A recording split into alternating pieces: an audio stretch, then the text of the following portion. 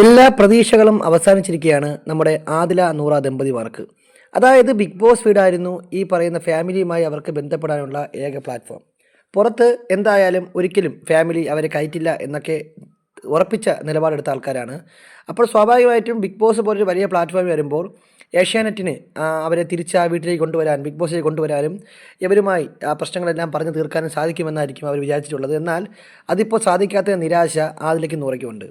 Season 5 Nadira വീട്ടുകാരുമായിട്ട് പിണങ്ങിക്കഴിഞ്ഞ ആൾക്കാരാണ്. അപ്പോൾ നാദിറയെ തിരിച്ച് വീട്ടിലേക്ക് കൊണ്ടുവരുന്നതിൽ ഈ ബിഗ് ബോസ് വഹിച്ച് പങ്കുചേർന്നതല്ല. അതുപോലെ സീസൺ 6 നമ്മുടെ സീക്രട്ട് ഏജൻറ്റ് അച്ഛനുമായി ഉണ്ടായ പിണക്കം മാറ്റിയത് ബിഗ് ബോസ് വഴിയാണ്. സമാനമായ രീതിയിൽ ആദിലയും നൂറയും അവരുടെ ഫാമിലിയിലുണ്ടായ പ്രശ്നം, അതായത് അവർ ഒന്നിച്ചതുമായി ബന്ധപ്പെട്ട് ഫാമിലിയിലുണ്ടായ പ്രശ്നം പരിഹരിക്കാൻ വേണ്ടി ബിഗ് ബോസ് പ്ലാറ്റ്ഫോം ഒരു വലിയൊരു ആയുധമായി ഉപയോഗിച്ചു. അല്ലെങ്കിൽ അതുവഴി കയറാം എന്നുള്ള, അല്ലെങ്കിൽ അതുവഴി ഫാമിലിയുമായിട്ട് വീണ്ടും അടുക്കാം എന്നുള്ള രീതിയിലേക്ക് പോയി. ബിഗ് ബോസിൻ്റെ ഭാഗത്തു നിന്ന് പല ശ്രമങ്ങളും ഉണ്ടായെങ്കിൽ പോലും ഒരു കാരണവശാലും ഈ ആദിലയും നൂറയും അടുപ്പിക്കാൻ ഇരുവരുടെയും ഫാമിലി തയ്യാറായില്ല എന്നുള്ളതാണ്. അതിലിപ്പോൾ ആദിലയ്ക്കും നൂറയ്ക്കും നല്ല രീതിയിലുള്ള വിഷമവും നിരാശയും എല്ലാം ഉണ്ട്. ഇനി ഒരു പ്രതീക്ഷയുമില്ല. ഇനി ഒരിക്കലും ജീവിതത്തിൽ ഒരിക്കലും ഫാമിലിയുമായിട്ട് ഒരുമിക്കാൻ കഴിയില്ല എന്ന് തീർച്ചപ്പെടുത്തി തന്നെയാണ് അവർ മുന്നോട്ട് പോകുന്നത്.